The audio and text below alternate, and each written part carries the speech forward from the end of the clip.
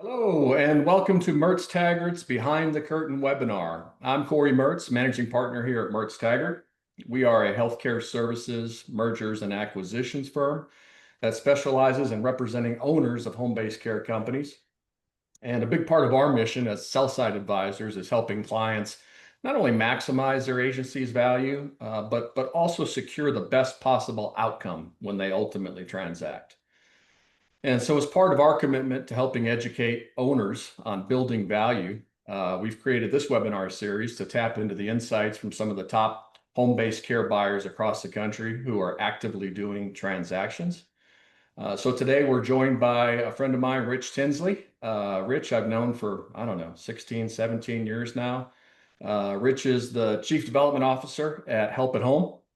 Help at Home is one of the nation's largest home and community-based personal care services providers. And Rich will share how Help at Home evaluates potential acquisitions, what they're seeing in the market today, how they think about integrating new partners into their national platform. And so we'll reserve time for questions and answers towards the end. So please feel free to submit those questions throughout. Everything will remain anonymous. And with that, I'll hand it off to Michael Lloyd to get us started.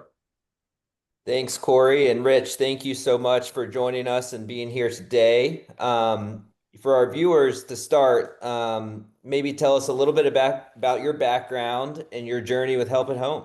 Sure. First of all, thank you for having me, Michael. I've been in this industry, so call that community care, everything post-acute, senior housing, mostly home care, home health, and hospice for a long time. Corey said 16, 17 years. I've been probably doing this closer to 30. So I've been doing this a long, long time. I won't bore people with my background, but technically trained as a lawyer and a CPA. I gave both of those up a long time ago. I'm in a long 12-step program to recover from that life. But spend most of my time now helping companies grow. For the last 4+ years, I've been with Help at Home as their Chief Development Officer. Help at Home is a 50-year-old company founded out of Chicago. We are currently in 11 states. We currently service in the 60,000 range of clients and have over 60,000 caregivers in those 11 states. We think it makes us the largest PCS. We're very focused. We do very little anything else other than personal care services in the home. Awesome. Well, you've already started in on my next question, which is just a quick overview of Help at Home. So, some of that footprint, if you can capture those 11 states, you talked about the core services being personal care almost exclusively, and just sort of where your focus are across the geography and service lines would be awesome. So our 3 or 4 biggest states would be Illinois, just going east, Illinois, Indiana, Pennsylvania, New York. Other states that we're in, and this is in no particular order, and I hope I get all 11, Michigan, Ohio, Mississippi, Georgia, Florida, Delaware. I don't think that's 11. What am I missing? 4. I think that's pretty close. Yeah, that should be all 11. Awesome. Yeah. So, Oh, you know, Missouri. Missouri. Okay, there we go. So that obviously, the company has grown tremendously, probably since your tenure and then going back way back before you were with Help at Home. But can you share a little bit about the growth and your growth strategy? So, what's relevant to this call, I guess, is the organic growth and then the acquisition-driven growth as well. Yeah, so we have over the last 4 years, we've about doubled, a little more than doubled in size. That's from both organic and inorganic. So we are adding clients, we're adding hours, and then obviously you have rate. When rate increases come, you have less control over that, but that obviously adds to your organic growth as well. And then we acquire, 8, 10, 15 deals a year. We are a little unique. We call them different things, but we buy small, medium, and large companies. So think about small being tuck-ins, medium or a little chunkier, then large would be transformative, maybe a new state. And I know we're going to talk more about those, but we do all three. Like I said, we are aggressively growing. We believe in density. So we are one, two, or three in every state that I mentioned. Probably one in 80% of them, and then two or three in the others. That's by design. We want to continue to grow in those states. We believe density helps us be a better partner to the state and or to the payers, and provide better quality as well, as we create that density in the markets that we're in.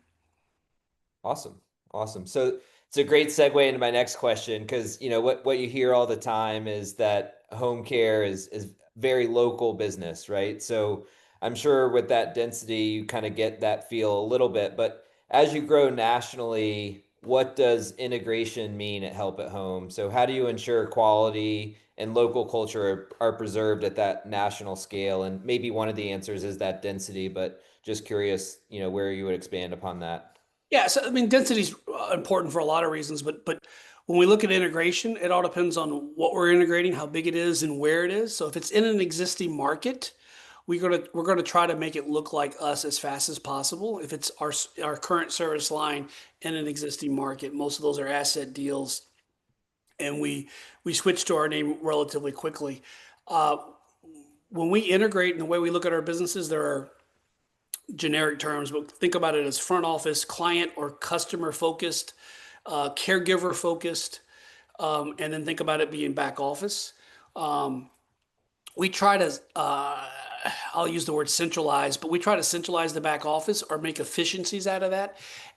The reason for that is we try to make the people who are forward facing, that's all they have to worry about, right? Because it's a lot. So that's how we try to ensure quality and compliance and all the other C's that we talk about with our customers and caregivers. But the reality is it's making sure people's jobs, they know what they are, and they know that they have the time and ability to schedule, make sure our recruiting is done well, all those items. So we kind of divide things into front and back office.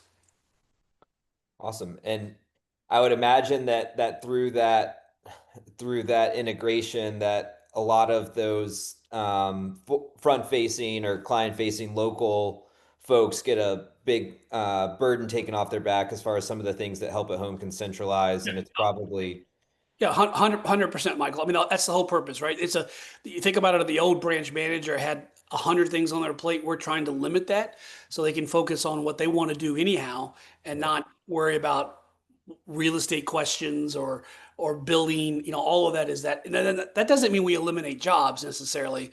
yeah, We're very decentralized in the sense of where people live and work.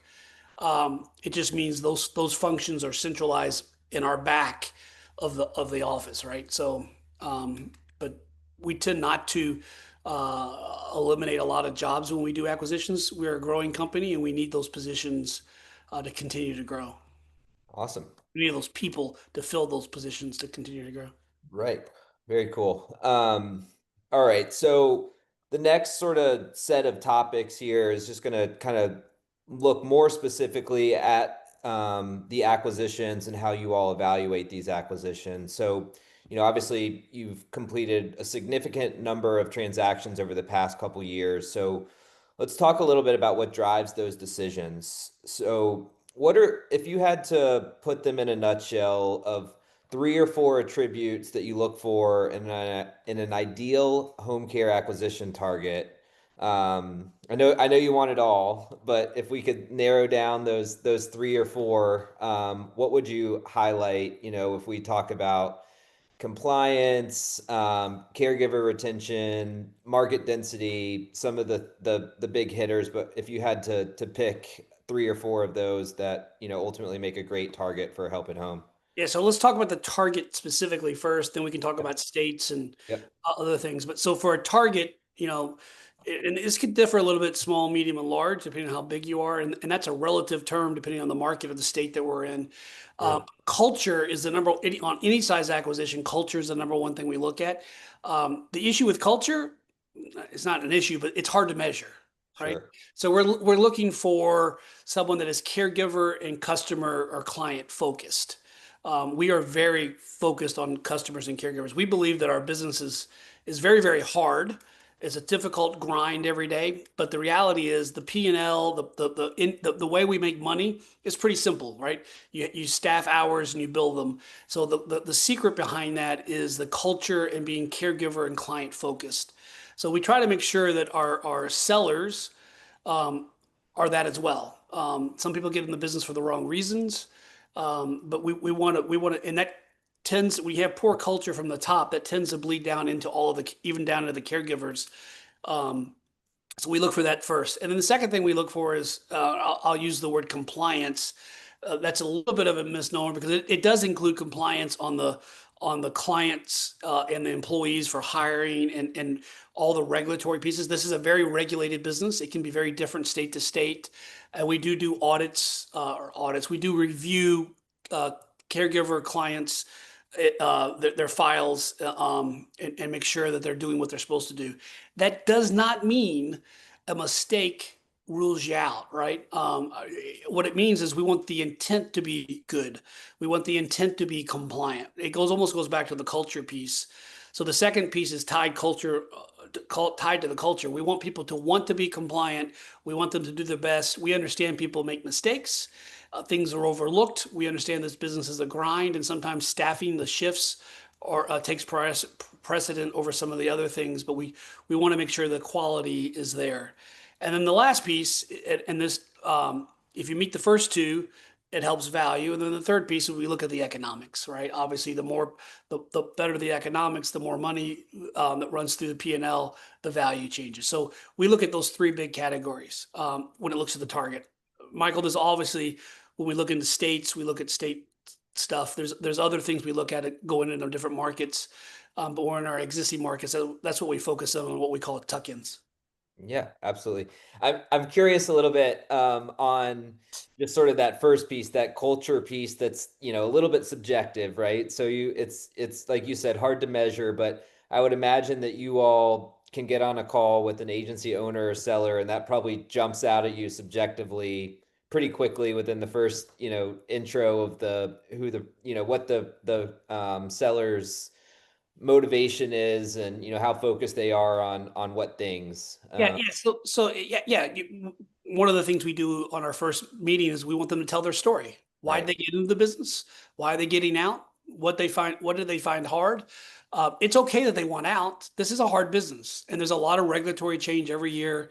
A lot of the way the business is run, there's a lot of pressure on labor. There's a lot of pressure on a bunch of things. So it's fine to be tired at retirement, or I've done this for 10 years and I just don't like it. I'm not, it's just not what I want to do anymore. Right. That doesn't mean they have bad culture, but you want to hear the story about how they got to where they are today and why they're doing what they want to do. Yep. So a lot about caregivers and clients is what we're looking for, is that focus, which is great because our industry comes with a lot of people who got in the business for the right reason.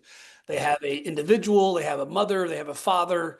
Most people have a caregiver story, and it's nice to hear that. Yeah, absolutely. So we've hinted at this a couple times, but um, let's dive into kind of evaluating markets. So obviously, help at home is very large in a number of states. And is there a rhyme or reason for how you had gotten into those states initially, or continue to go deeper in those states? And more broadly, how do you evaluate markets if an opportunity comes across your desk, to acquire a company? How are you going to evaluate that market? And is there any sort of preference for geography or certain programs that are state specific? And how do you look at that?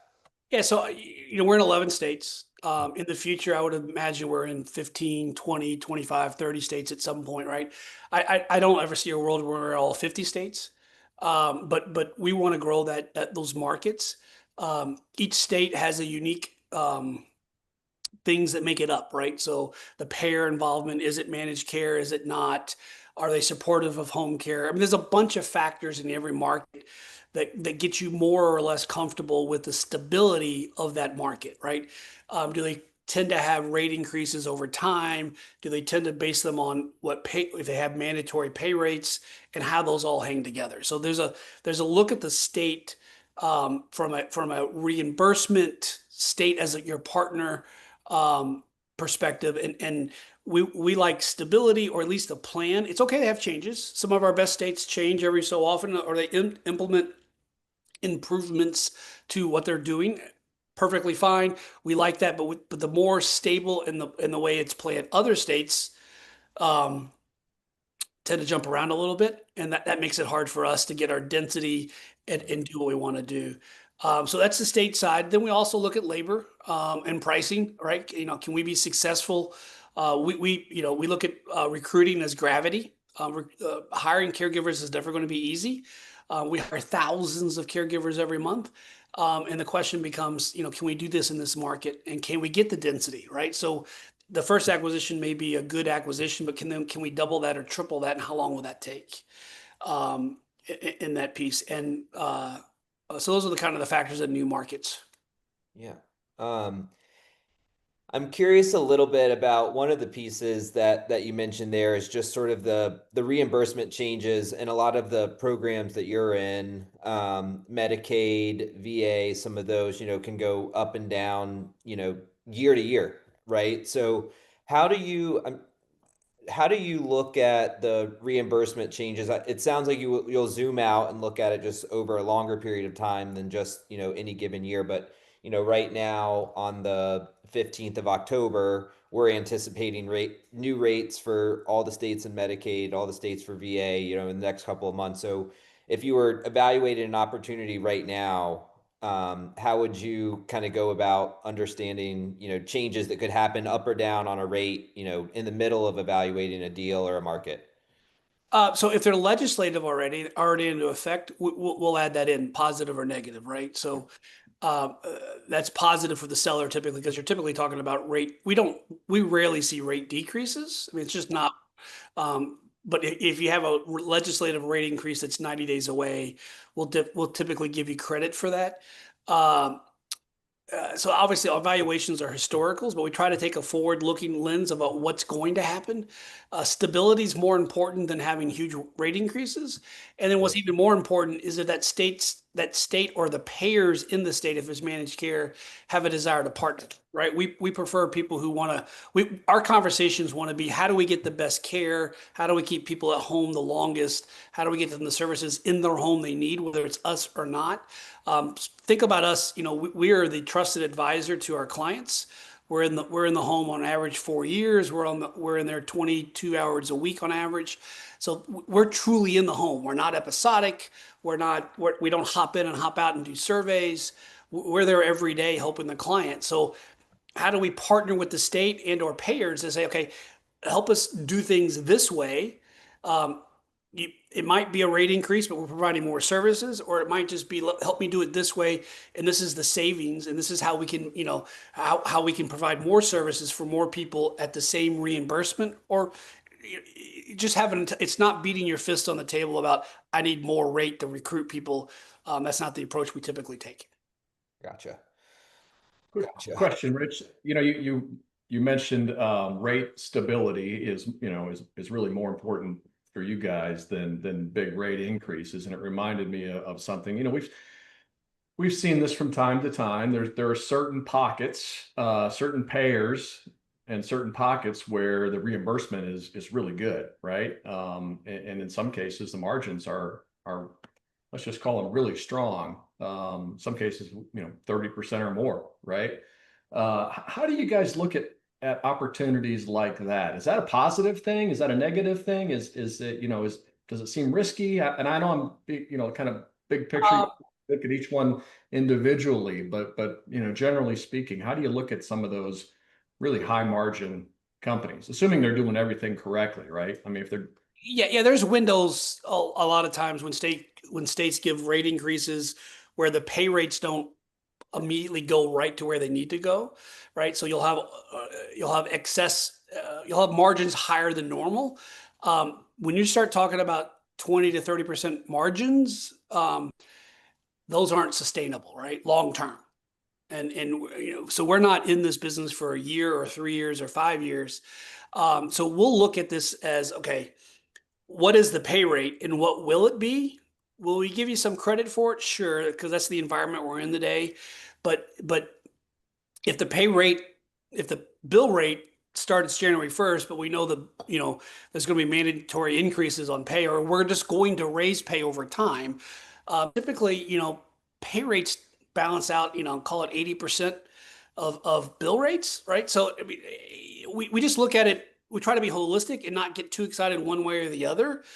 We do give credit and we will pay more if those margins are higher, but we also will pro forma it at what we think is a longer window of what we think the rates really will be. I'm trying to answer that question, Corey, with specificity, but it's hard when each case is a little unique depending on the payer. Yeah, sure. Okay. Thank you. Understood. So, as you know, Rich, they say every deal is going to fall apart about 3 times before closing, right? So we laugh about all the time when we have hard conversations with our clients and, you all as a buyer or any other buyers as these things come up. But if you had to pluck the most common deal snags you run into, what are the deal killers? And then maybe like on a similar note, what may seem like a deal killer, but ultimately is a deal interrupter, we'll call it. So it goes back to culture, right? Yeah. So we try to be very detailed in our questions up front. We do a lot of work before we issue an LOI. And then at LOI, we try to be as specific as possible. We tried not to surprise the seller and we tried not to have price reductions. There are buyers out there that will bid high and then try to talk the price down for reasons. We tried not to do that. We try to go in eyes wide open. So things that create snags are compliance things they don't tell us about. So Mhm. we dig into the regulatory piece and they're not performing very well. And depending on the structure, that's a problem. Usually it's overcomable if we understand it. We get a picture of it and we know we can correct it relatively quickly. Things that are even harder to overcome are pay rate mistakes. So they're not paying their caregivers the right way, or there's regulatory problems on the way they're treating their employees. That tends to be that problem's hard because there's some tail to that liability. Mhm. Um, those are probably two of the biggest things that create snags. Yeah. Sometimes unsophisticated, and that's not a bad word. Like not everybody buys and sells things all the time. And a lot of times these owners are the first time they've built an asset, built a company. This is the first time they're selling it. So not understanding the overall deal process, and the fact that there are liabilities they just can't walk away from. I'm buying an ongoing business, but generally speaking, your liability pre-closing is still your liability post-closing. That pre-closing liability, understanding that sometimes is a snag. We try to be real clear. So that's also we tend not to find too many things we can't work around if the seller is reasonable and will understand that there might be some structure to the transaction. We may escrow a little more. We'll have some beefed up reps and warranties. But yeah, we try to work with the sellers. The asset, when we enter into an LOI or an agreement to buy, we want the asset, we want to grow, and we try to make it work. We try to find a way to make it work versus a reason to kill the deal. But to your point, the longer things take, and that's another thing too, is non-responsiveness or slower, because um, selling your business is a full-time job. But if the sellers ask me what the number one thing they do is for them to do, in my opinion, is to continue to run their business as it's theirs, right? So businesses that are declining or start to decline once they decide to sell, that sometimes is really hard for us to get over because we don't know what we're buying at what point, right? So Right. declining businesses are tough. Yep. Okay. Um, so this is along the same lines here. But I'm sure you get deals from, Mertz Taggart, other M&A advisors, proprietary deals that you get a chance to look at, and ultimately don't align with your criteria. And it sounds like for you, what's most important is sort of that culture piece. But I'm sure you look at a bunch of P&Ls and a bunch of financial packages, and then do some level of value evaluation of the opportunity, and ultimately doesn't fit your criteria. it sounds like that culture piece might be the main reason why that, doesn't ultimately fit. And it could be a niche service line or, wondering if there's anything that jump out there beyond the financials that ultimately don't align with your criteria and thesis. Yeah, so I will tell you, it's rare for me to say culture. We're not doing the deal. Yeah. But what happens is when the culture is not good, then it bleeds into everything else. You find poor compliance. You'll find the P&L is not exactly what it looks like. They don't necessarily, so the culture kind of is a leading indicator of everything else in the business. Um, so, so the answer to your question is yes, that's the most important thing. We look for fit, right? So if it has a business that we don't want to be in, like a certain, so a lot of these businesses aren't pure plays, which is fine. We buy most businesses we buy have multiple things they're doing. And even though we're very focused on what we do, we have those services, especially in certain markets. Yep. You think about Florida, Indiana, Ohio, there's a lot of going on in those states, and a lot of those businesses do two, three, four things. That's fine. We do as well. If one's heavier or the P&L doesn't look like we think it should look, sometimes that creates a problem. Systems, paper versus electronic, how they run their business, the ease of integration. Um, Sometimes we don't find that out until diligence. Um, so yeah, those are some of the bigger reasons. Okay. So on the flip side of that, and we've touched on this a little bit too, but is there anything in particular that would, you see that would compel you to pay a premium for an agency? So we're on the other end of the spectrum here, and you got to have this deal, for whatever reason, and maybe you could lay out a couple reasons to us there where, a premium is warranted and, it's a good opportunity for you guys to get in and be aggressive on your bid. Needing licensure issues sometimes is a need for us. New states that are decent platforms that come with leadership. So a lot of the businesses we buy are on the medium to smaller side. They don't always come. They think they have leadership, but when I'm talking about leadership, I mean ability to run that business and quadruple that business and Mhm. still run it. Um, that doesn't always exist, and nor do I expect it to. But if it does, or it's a little bit bigger asset, there might be a premium. If the asset's larger, there might be a little bit of a premium. We try to pay. The reality is, I try to pay very market. Is a competitive place, Michael, right? So Yep. especially if it's a brokered or a bank deal, um, there's other buyers, right? So the market kind of sets the price. So it's not like I can come in and offer 2x and the market's 3x. I'm making numbers up, but Yeah. but you get my drift. It's just I can't be that far off. And not so yeah. So things internally that make it more valuable is if I need to grow in that state, I'm not as Mhm. big as I want. But you'd never know that, right? You're never going to find that out of. But the leadership's a big piece. Growth is a big piece. All help you move. So and that's another thing too. People need to understand is fair market value is a range. Sometimes that range is tight, sometimes it's not as tight. But so, growth, continued growth, longevity of growth, leadership team, being compliant, all those move you up in the range. They don't necessarily move you I wouldn't say they necessarily give you a premium, but they move you up in the range. Yeah, that's helpful. That makes a lot of sense to me. And Corey, I think that was the that for my section. I had already gotten ahead of myself on the another question I had, but I think I'm going to hand it over to you for a couple here on the acquisitions. Yeah. Just wanted to, and by the way, it's 3:30, so we're roughly on schedule. Um, but yeah, just wanted to kind of pull the curtain back a little bit more. So let's say you come across an opportunity that looks interesting. The company does, you or one of the folks on the development team. How do those deals kind of work their way up the hierarchy, to ultimately get in front of Rich and then whoever it is that makes the decisions on these things? How many deals work their way up to the hierarchy where you ultimately submit a letter of intent?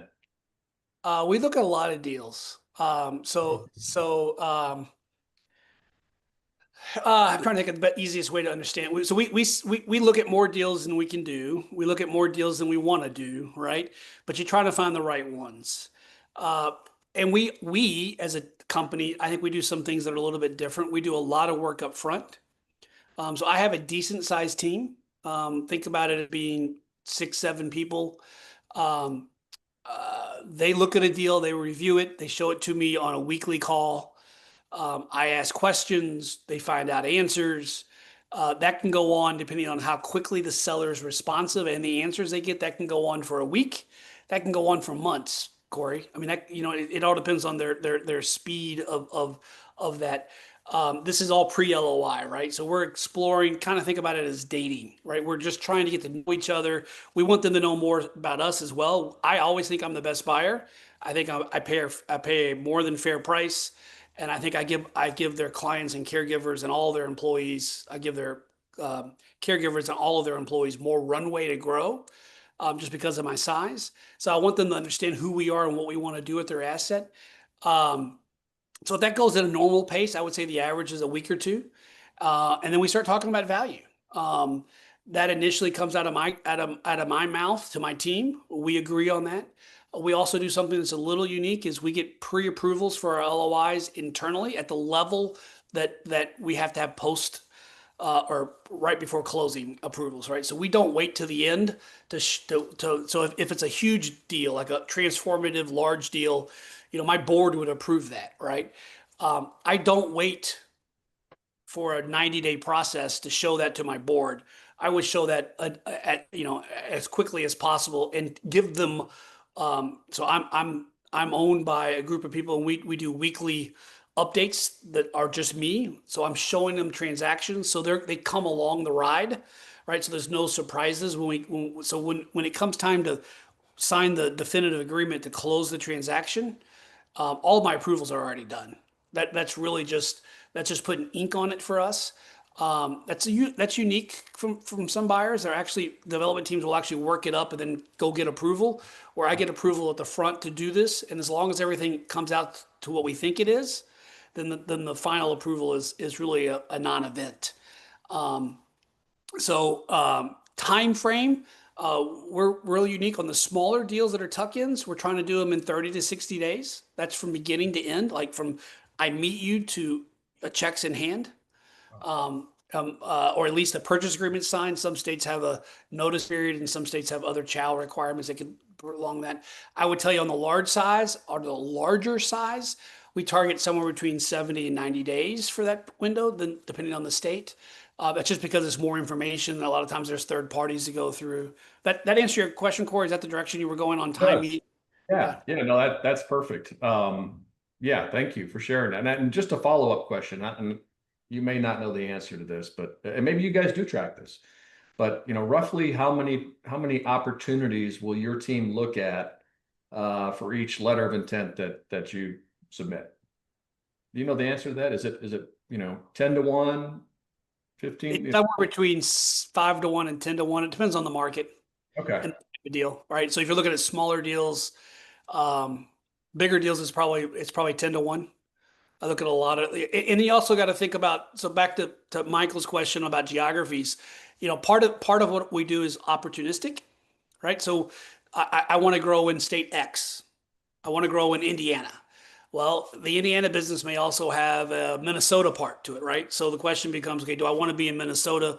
It's 80% in Indiana. Do I also want to be in Minnesota? And I got to figure that out, right? And so we're constantly looking at other states. That would be an opportunistic. So a perfect example of that is we bought a Pennsylvania business a couple of years ago that had a Delaware presence. Delaware was not necessarily on my market. Um, we love Delaware. It's growing really fast. Now, Delaware's a small state. It's never going to be Illinois on the number of beneficiaries that live in Delaware. But we like Delaware. We like what we're doing there, and we're actually looking at targets in Delaware. That was an opportunistic purchase that turned out, and we're actually I got people prospecting in that state. So Mhm. uh, I hope that helps a little bit as well. Yeah, it does. It's interesting how you set a strategy and a course right at the beginning of the year, and then by the end of the year, that's changed a little bit too, I'm Yeah, sure, right? yeah. Depending Yeah, on what you yeah, acquired. Yeah, you got to be a little opportunistic, and you got to, we try to stick to our pudding, so to speak, to use an old phrase. We try to stick to what we're doing, but at the end of the day, you have to be opportunistic to figure out, um, because guys, not you can create a very detailed. This is what I want, right? Think about buying a car. I want a car that's 4 years old with 100,000 miles or 10 miles on it. I want it to be pink with blue wheels. Well, guess what? You could look for that for 100 years and never find it. Right. The answer is these businesses are all unique, and you have to be a little bit opportunistic and accept what's out there on the market. Yeah. Yeah. Yep. And that's a great segue to sort of our next section here on just the market dynamics. And from our seat and our perspective, and I'm sure you've seen this as well, that over the past 18 to 24 months, there's been fewer quality assets, out to market. And that's a little bit subjective too, but in the world that we're in, maybe in the then just the assets that we would want to represent and that we see transacting, we feel like there's been a fewer amount of those deals happening, and our quarterly report would say the same. And so how would you kind of broadly describe the current acquisition environment out there, like deal volume that you're seeing or not seeing, what service lines might be, you know, seeing more deals in than others, or how would you kind of broadly describe the current environment? Yeah, so I'd still say it's healthy and better than historical average. Yep. I will tell you that seller prices have come down since COVID, right? We saw, in my mind, the highest market we've ever seen right at COVID and post COVID, right? The first 6 months or a year of COVID was a little dead from a deal perspective, but then it picked right back up. A lot of that's because states were putting money into these programs. Um, I think I think there's been a I think buyers have lowered their prices. I think sellers have lowered their expectations, but I still think there's a gap. And that gap is real, right? So whether you think it's one turn or two turns, that's material in price. And when I Yes. say turns, I'm talking about multiples of EBITDA, right? So I still think so. When you read in the newspaper, and I've spoken other places, M&As, when you take out industry, this has been a bang buster year for M&A, right? Some of the biggest deals in years have been gotten, but that's not necessarily true in our space. And Michael, I see a lot of deals that I see them first. I don't see them before they actually go to a bank or a broker. And Mhm. they test the waters with me and others, and I don't think they like the valuations.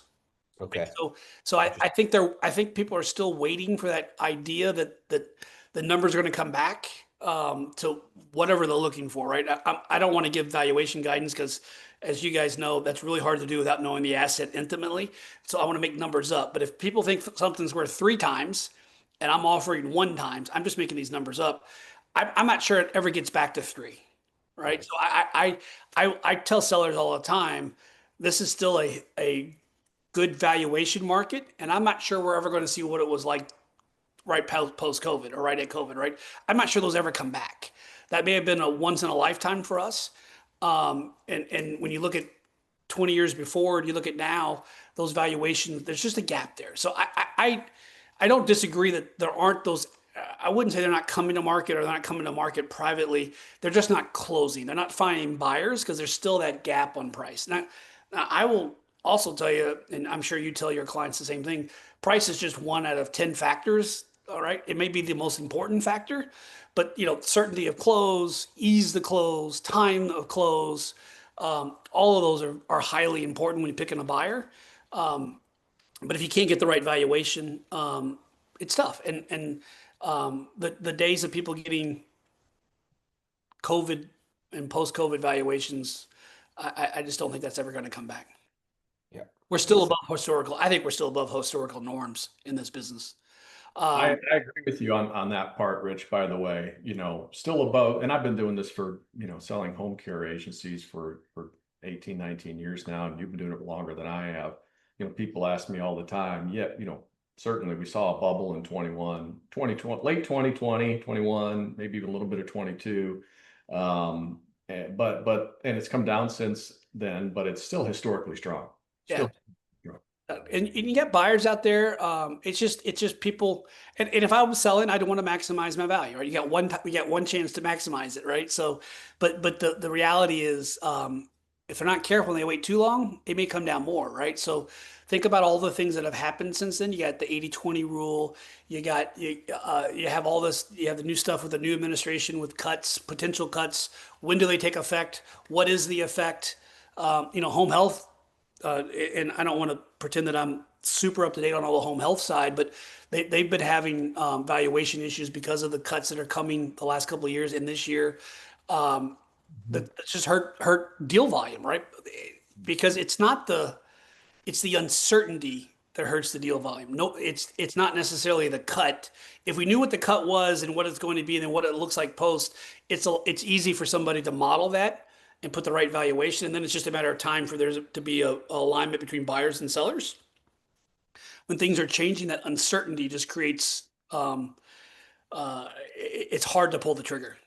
Yeah, sure. And then on the smaller deals, guys, the things that we can talk about on a macro side, those guys may not even follow it, right? So I can't tell you how many. I mean, I still run into buyers like, "What's the 80/20 rule?" And it's not because they're not smart, they don't know their business. It's just because their heads are down. They're working really hard to run a really good business, and they don't keep track of what's going on in DC, and they don't keep track of what's going on in their state capital. All they know is this is what we got to do every day. I got to recruit people, I got to place them, I got to make sure my quality's good and culture's good, and they're doing the right thing, and they don't pay attention to all these changes. Yeah, yeah. And on that note, Rich, I'd be curious sort of like your outlook for the next, what's going on in Washington, payers, the next 12 to 24 months of personal care services and all encompassing, I guess, Medicaid, private duty home care, and then, VA or all the service lines. Just curious kind of how you're looking at those going out 12 to 24 months from today. So I won't pull out my crystal ball because Yeah. what I will say will be everybody Man, I will thought we get to see that trick today, no? no crystal ball. What I will Okay. tell you is my services aren't going away, Yeah. right? There's a demand for my services. Hmm. It lower cost if done correctly. It's where the senior wants to be treated, and we Yeah. can now show outcomes, right? So you can argue about utilization and the hours and all kinds of things in the economics, but the reality is, um, the demand for my services, the desire to have it in their home, isn't going away. Doesn't mean the market's not going to change, the economics of the market and the way it works, but the demand for the services are there. And that's that. I wake up every morning knowing that we take care of people. We take care of 60,000 people every day. We create meaningful moments in their home. We provide the best quality that we can. Um, and it's why I get up out of bed energized and jazzed to do my job, right? As you guys probably know, there's other ways to make money, and there's probably a lot of easier ways to make money than what we do in healthcare. But this is human services. We're touching people's lives, making a difference, and that demand for that is not going away. And that's kind of what I'm talking about with culture, right? If people don't have that desire to help, um, it's tough to do this business. Yep. Yep. Corey, anything else on market dynamics that you wanted to touch on? So just to follow up on that, Rich. So I hear what you're saying. The demand is we're really just kind of tip of the iceberg on the demand, right? I mean, the baby boomers are the first wave of baby boomers are just turning 80, which is a pretty significant, decade when it comes to, the need for medical and non and especially non-medical home care. But I'm sure there are some macroeconomic factors that you guys are looking at, right? That you're just kind of monitoring. And first thing that comes to mind is the federal funds rate.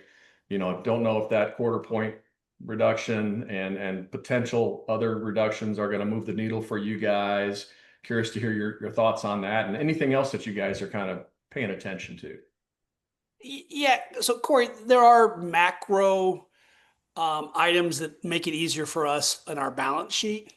I'm not sure that actually dictates a lot of the business is so fragmented, and even decent sized providers are single state typically. You're not talking about $100 million assets. You're talking about a 10 million or a 5 or $50 million asset. I'm not sure that those macros have a huge valuation impact. We do follow them, but we follow them because we're a major employer. We look at it as, 120,000 people that we care for every day, both our clients and our caregivers.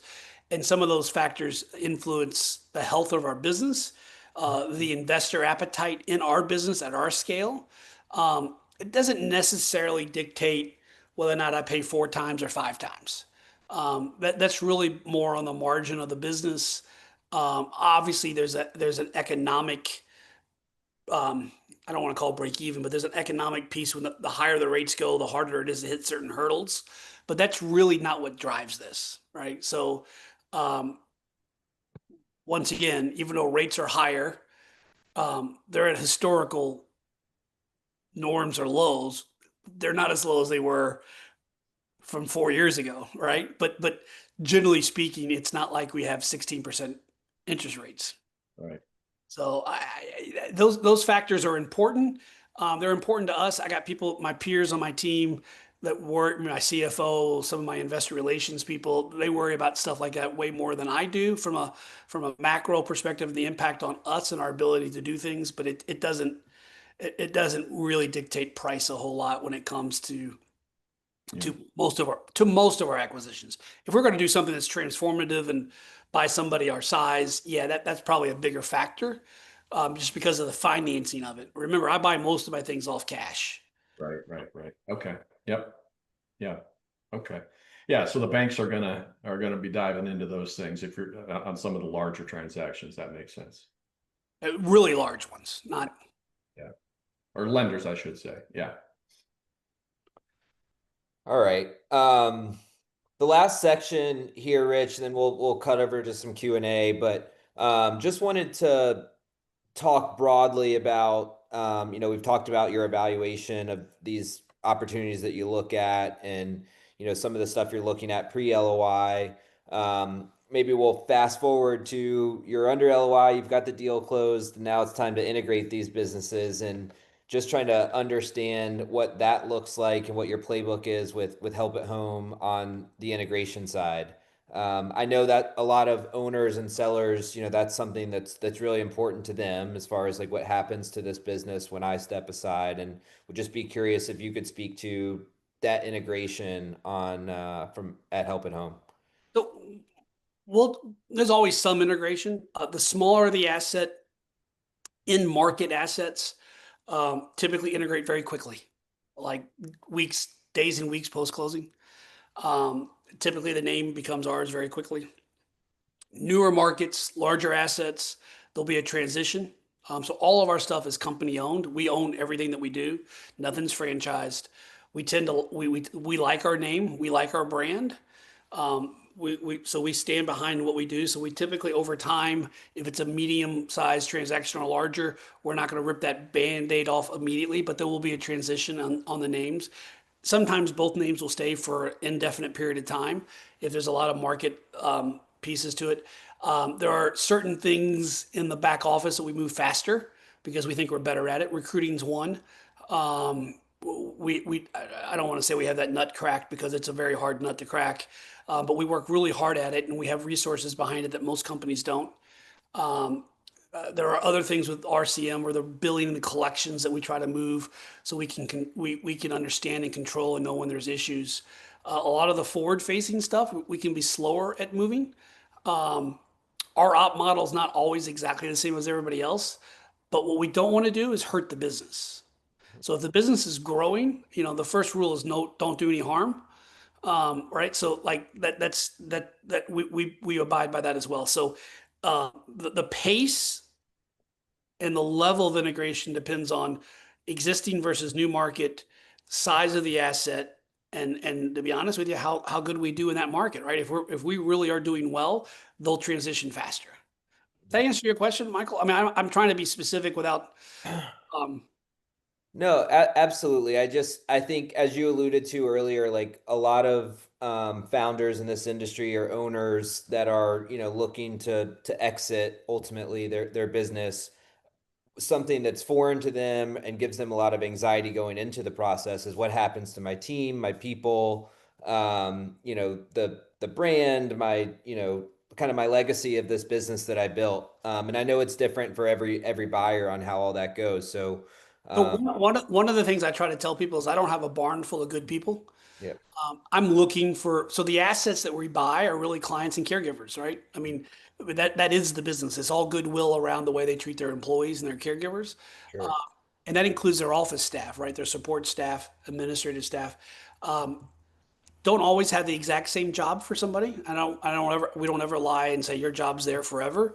But what I will tell people is if they're talented people and they want to be with a company that cares, and tries to do the right thing, right, and create meaningful moments for our clients, the runway here is really long because we're growing and you can grow within our company. You can progress out of being a caregiver if you want to.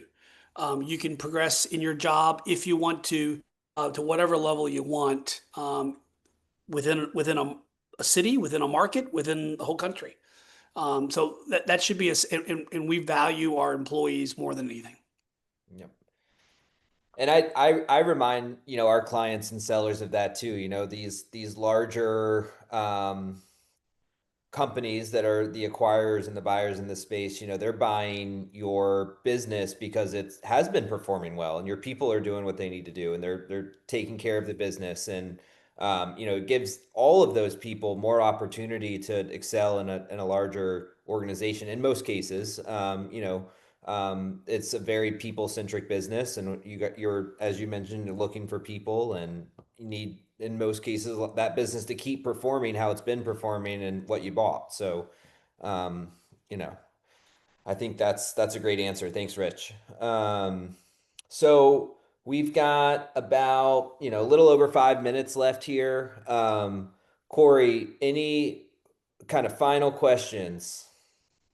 Yeah, so this is a little bit of a softball, I guess, for Rich, but Rich, I know you've looked at a lot of opportunities, you've closed on a lot of transactions over the years.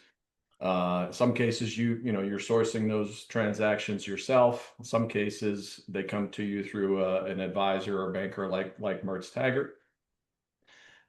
How do you all look at dealing with an M&A firm like Mertz Taggart, right? The pros and the cons. Okay. I know one of the cons is you're probably going to pay top of the market value in terms, but besides that, any pros or cons from a buyer's perspective in dealing with a firm like us? So, we try to self-source over half of our deals. And we have a goal to do more and more and more, right? We will never self-source all of our deals. And we never turn down a deal because it's not self-sourced, right? So when you have an intermediary, a broker, a banker, it doesn't matter if it's JP Morgan or if it's a guy working out of the trunk of his car. When you have an advisor trying to help, um, it's an extra hand that's in the pot, right? So one, it takes some out for the seller. Typically, the seller is paying for that. I guess ultimately I pay for it through proceeds, right? They have to agree to a price net of what somebody would charge. That could be a negative, but I would tell you there is a huge positive as the deal gets further down the line. And because I've done this for so long, and I always try to put my company and my reputation out front. You can check on everything that we do. I'll give you references. The reality is, sellers don't always trust us because we're the buyer. I'm on the other side of the transaction, right? And we try to be very market driven. But the nice thing about having and to Michael's point that transactions don't always blow up 3 times, but there's always hurdles, especially when it comes to the document, and what is market and what's not. It's nice having somebody sit in your seat, Corey, that hopefully your client trusts you, and you're giving them good advice, and they can come to you and say, here's what they want to do, here's what my lawyer's saying. The advice from a lawyer tends to be legal in the sense of here's your risk, here's your non-risk. They're never going to remove the risk. So having somebody that sits in your seat that talks about this is very typical, it's very market. Why don't we give them this and ask for this over here? That helps a lot because there are the self-source deals. there is a percentage. It's pretty small, but there is a percentage that kind of die at the end because the seller just never gets comfortable. They just never done this before, and they just never get comfortable with that piece. They think they can, I don't want to use the word bully, but they think they can just demand something because they know I want their asset. And at the end of the day, we do everything we can to make the transactions work, but we're not doing things that are not market. And the splitting of risk, which is what the legal document does, and in valuation. And typically people in your seat are really good at giving them that great advice about, hey, if you want to sell your business, every buyer is going to be similar to this. Right. Yep. Yep. Yeah, we have a lot of hard conversations with our clients. That's part of the deal. So thank you for that. There was one question that came in. This is really a question that only you can answer, Rich, is does Help at Home, do you all do just 100% equity, or do you acquire 100% of the entity, or will you allow sellers to roll equity? So the vast majority of time, if it's a tuck-in, we're buying 100% of the assets. Um, if the transaction gets large enough, everything's on the table about what they can do. What we don't do is earnouts. We rarely, it's been years, we don't do earnouts, right? They're just hard. And Corey, you're welcome to counsel your clients any way you want, but I find that earnouts, no one's happy at the end. Yeah. It just never seems to work out. So we don't do that type of rollover or involvement. There are, major acquisitions, I mean, bigger ones. Yeah, there's always some ability to think about keeping them involved somehow, but generally speaking, 99.9% of the time we're buying 100%. If it's a really sizable transaction where the purchase price is 30 million, 50 million, there might be some negotiation of how that gets paid and what happens, but it's not, even those size transactions we don't do earnouts. It just gets too hard to make changes and improve the business. And what we think is improving the business, sometimes the seller thinks we're not improving it. So it's hard to align incentives. People think it aligns incentives. We actually think it doesn't. So Okay. Okay. Yeah. Thank you. Yep. so I use terms like small, medium, and large. Those are all very relative terms. Right? Sure. Sure. Yeah, sure. Well, speaking of that, so one question came in, Rich. This is really one just for you. Do you have a maximum range of EBITDA that you would purchase? No, no, no. I mean, no, not at all. Whoever made that question, call me. Yeah, I may or may not share this one with you. Thank you. All right. So I have one more here for you, Rich, from the attendees. Basically around like if someone is in preparation mode, so maybe going to market is 8, 10, 12 months out. Do you have a short list of things they should be focused on before going into conversations with a buyer, running a process? So that's always a tough question, right? Last minute changes don't tend to work, right? So if that business was a serial acquirer, like they were buying things to grow, I would argue that they're going to have a better value if they integrate those businesses. They're on the same systems. That doesn't work though to put them on the same systems in February and then call you, Michael, in March and sell the business, right? So changes tend to, for them to get value, need to stick for a while. I'm not suggesting that's 5 years. I'm not even suggesting it's 1 year, but it needs to show that it's working, right? Same thing with changes in pay. So generally, the things that I'll list off a couple here in a second. They're pretty benign, like professional financials. Be able to answer my questions about where the revenue comes from and prove it out, and pay rates and bill rates. If they're big enough to have monthly financials, that makes us feel really good. Not all smaller ones have monthly financials. So those type of questions, having their records in order, not changing their records, or not trying to make it look sunniest it could be, the best it could be, just having them ready to provide. Because once again, some of the slowest things that happen, I got a team. I'm ready to move. This is our full-time job on my team. The seller has to run their business, so being ready to sell and answer those questions is really important. It really speeds up the process. Yep, absolutely. All right. Well, it seems as though we're at time here. So thank you, Rich. We really appreciate your time and your perspective today. Mertz Taggart, our mission is to help agency owners make informed decisions and confident decisions about their business when they go to market, whether that's preparing, for a sale, understanding what drives value, or simply navigating the market. We hope today's discussion offered a helpful window into how a strategic buyer like Rich and Help at Home think about acquisitions and integrations. And if we can ever be a resource for anyone on the call, feel free to reach out. I'm Michael at mertztaggart.com, and we have Corey at mertztaggart.com. And thank you all for joining, and we look forward to seeing everybody on the next episode of Behind the Curtain.